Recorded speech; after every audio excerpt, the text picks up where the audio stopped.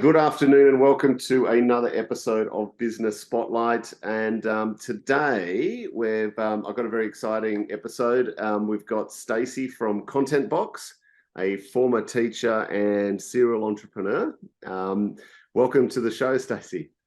Thanks, Steve, and thanks for having me on. You're very welcome. So tell us a bit about your current business. Well, Content Box is a specialized niche content marketing and visual design agency. And we tend to work with service businesses and specialize in the human services sector particularly. We have a number of NDIS and aged care clients for the strategy work and for the content. And then a lot of the visual work we get out of the US. I've got quite a big client base in the US for all of our visual design work. Excellent. So multinational. I'm not sure I go quite so far as to say multinational, but we work across borders. Let's put it that way. Excellent. And so, what would you? So you've got that particular niche. What's unique about your offering? I think it's the level of expertise, and one of the points of difference that we have is that we're not just copywriters or graphic designers. We're able to blend the two together. So whatever we write is actually represented in the visuals as well. Often companies will need to go and have copy created from a copywriter, and then they need to get it to the designer in order to put the visuals together.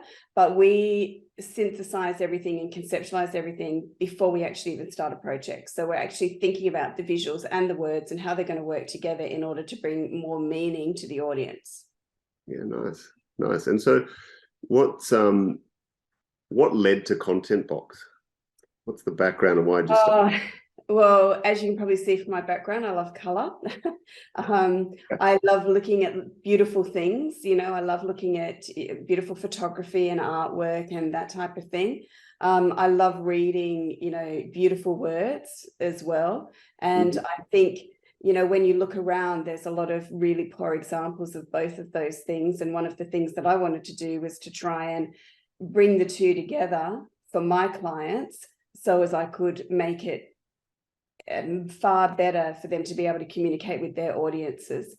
And with my background from education, I'm very passionate about education. And, I believe information is power. It can inform and change, modify people's lives, change people's lives, bring them out of poverty. And if we can make information more accessible through either words and visuals, well, then hopefully the world will be a better place because people might make better decisions. Fantastic. Helping people make decisions. That's a good mission. So tell us a bit about, you're obviously not a small business. You've got a team. A bit about the team. Look, I've got a team. We have been working remotely since 2018, so well before COVID. I've got a team in the Philippines. I've got a team in staff members in the US and also in El Salvador. So each one of those teams does very specific things because we are specialized in what we do, and I've tried to tie the processes down to make it easier for me to manage. And also because we have clients in the US, we can work across multiple time zones. And I just find the way that I've got it set up at the moment, we're still delivering work. It's a Saturday here, but it's a Friday in the US, for example. And we prepare work on Mondays, deliver it Monday night. So the US market have got it in their inbox on Monday morning when we're asleep. So that's the way that we tend to run the business. Yeah, that's fantastic. I didn't consider the time zone thing there as an advantage. Most people would see that as a disadvantage. I think a lot of entrepreneurs would, on face value, say, "Look, that makes sense to go global to find the right staff," but would balk at maybe what they perceive as the challenges. What are the challenges, and how have you overcome them with having a global? Look, I'm not going to say that there aren't challenges, but I think it comes down to, first of all, finding the right team members. That's one thing. That's one really important thing. I think communication and processes are also really critical. So, we run a pretty strict project management system. And if it's not in the project management system, it's not on the job board, so to speak. So it's really important to make sure that everybody is trained properly that way. We've also narrowed our communication channels down because, you know, often you get stuff from all over the place. It's like, oh my God, where did I see that? I can't remember where I saw that. So we've narrowed down the way that we communicate, and we have a process for communicating. You know, if it's urgent, it goes into WhatsApp. If it's not urgent, you know, it just stays in the project management or can come in via email. So we've narrowed the channels down. And, you know, we do regular team check-ins as well. Obviously, connecting people across time zones can be a little bit tricky sometimes. But, you know, I'm available at any particular point in time if anybody wants to, you know, get in touch. So it's not without its hiccups from time to time, but generally it works very, very well. And, you know, having worked in a lot of overseas countries and working cross-culturally, for me, is not as much of a challenge as what I think other people might find it. Yeah, and I think the really key lesson there, and appreciate you pointing it out, is that solid processes first, get the team to run those processes, and get a lot of and, you know, we're just at the moment putting in a new process for a particular client with a new job. And, you know, we're going to have a few little hiccups, but that's actually okay because it's all learning. And then what I do for, you know, this particular process, I'll be able to apply for other, you know, across other jobs and other clients as well. So there is a little bit of trial and error, and it does require a little bit more upfront, you know, input from me. But then once it's up and running, as long as the team train, you just follow the rules. If it ain't broke, don't fix it. Yeah, fantastic. So with that global team, how would you describe your leadership style? Maybe you should ask them that. That's a good way to find out. Yeah. Yeah. Oh, look, you know, collaborative. You know, I always take their input into things. You know, I might say, look, I've got an idea about such and such. What do you guys think? And how do you think this would work, you know, with your teams as well? And, you know, we'll trial, and if it doesn't work, we'll make a change. So, you know, and I also think feedback is really important. I spend a lot of time giving feedback to people, you know, like, hey, that design is great. Hey, love the way that you did this. You know, this is fantastic. You know, your team member did a really good job on that. I love the way you responded to this. So I think that keeps people motivated and encouraged and, you know, all on task. People love feedback. They need to be given feedback. Absolutely. Yeah, absolutely. What's your approach to your own learning development? I know you've had a lot of businesses, you're having success with Content Box. How do you make sure that you're growing as a business owner? Look, I make sure that I go to conferences. That's one thing. I follow different people on LinkedIn. I do quite a lot of learnings and webinars and things like that. You know, like this last week, I was at a marketing conference Monday and Tuesday. You know, I connect with different people on LinkedIn that I've seen speak at the conferences. There's a plethora of information that's always coming through. I think the thing is to pick out, you know, pick the eyes out of it, because not everything has got the same value, and it's about finding the things that people say that are different to what everybody else is saying. So, you know, and I love learning. I've always been around education and learning anyway, so it's not so much of a hard thing for me to do that, but I do try and stay abreast. I'm not on top of everything, but I do try and stay abreast as much as I can. Yeah, nice.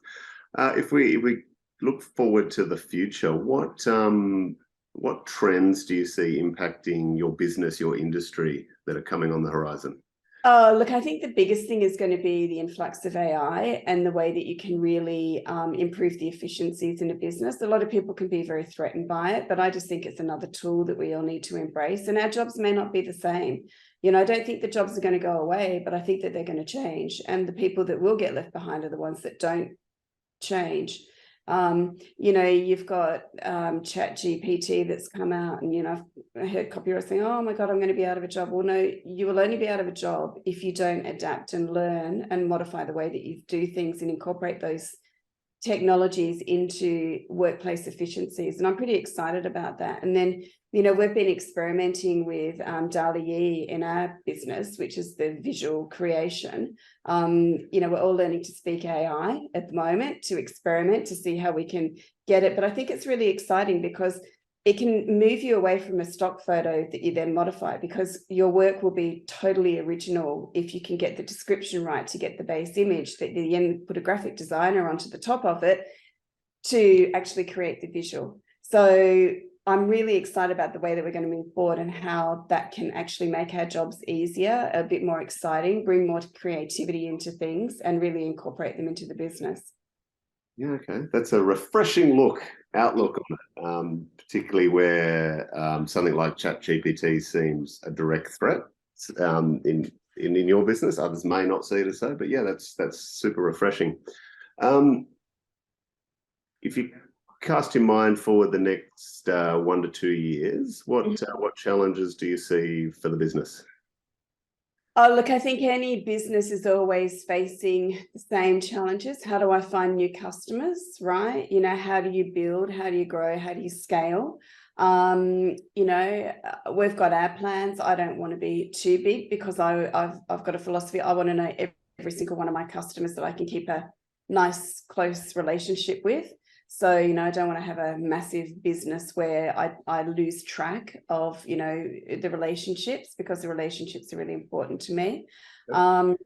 So I think that's probably, you know, one thing. And I think the other thing is, you know, there are all these great AI tools out there, but we don't want to run off with the latest shiny toy. Where is the value going to be in really bringing that into the business? And then how do we modify our processes to actually improve those efficiencies? You know, I want to work less, not more. So, you know, I can use those tools. If I can use those tools and make it, and everybody wants to work less. It's not just me. It's not just the business owner. Staff want to work less too. You know, you read about the 4-day working week and 32 hours a week. We'd all love that, but we've got to be able to produce the same level of productivity. So that's going to be the key. Yeah, I've been doing a lot of thinking about that, staff working less as well. I think it's better for everyone, better for society. Yeah, no, it's maybe better for the planet. yeah, definitely. All right, so what are you, on the flip side, what are you excited about for Content Box on the horizon? Look, I think over the next, you know, 3 to 5 years, I just want to stabilize everything, really consolidate the team, and really consolidate those relationships with the customers that I've got to be their go-to person. I mean, a lot of them, we already are their go-to person, but you know, I don't want to be able to, I'm not going to be one of those agencies that is a be-all end-all one-stop shop, because each one of those digital skill set is a specialized skill set. We know, if you're talking about paid ads, if you're talking about SEO, if you're talking about website development, all of those things, they are all very specialized fields. So that's why we're niching down into the things that I know that we are actually really good at. Excellent. And on that theme of the things that you're good at, what types of businesses, if they're watching here, should be reaching out to you? Look, I think anybody that is in the human services sector, definitely NDIS, aged care businesses. Not-for-profit is another sector that we work well in, because we're very affordably priced, and I do that because that's my sort of contribution back to society as well. And so we get quite a lot of take up there. And also really for purpose, because, you know, the beauty that you have in your own business is you can pick and choose the other clients that you work with. So I tend to go for the for-purpose businesses that have got a, you know, like a real mission about making the world or the place a better, you know, the earth a better place, that type of thing. So they're the ones that I'm really interested in. And they also make for really interesting content, because you're always researching and learning more. You know, if you're looking at, you know, water conservation and, you know, getting, you know, the floods and droughts in Africa and climate change, you're always reading new information, and you can always create some really beautiful visuals around that as well. You know, there's nothing more beautiful than working with Save the Koalas, for example, because you've got such beautiful animals to work with. So it makes for a really lovely job. Excellent. So if any of that resonated with you and you're watching out there and you need both visual and written content, I urge you to reach out to Stacy and Content Box. I've put the contact details in the show notes. Stacy, really big gratitude for being here today. Lots of gold nuggets there, and hopefully we've got everyone thinking about a global team in a more positive way, and how we can embrace AI. Otherwise, we're going to be left behind. So thank you very much for today. Brilliant. Thank you, Stephen. Thank you very much. Excellent.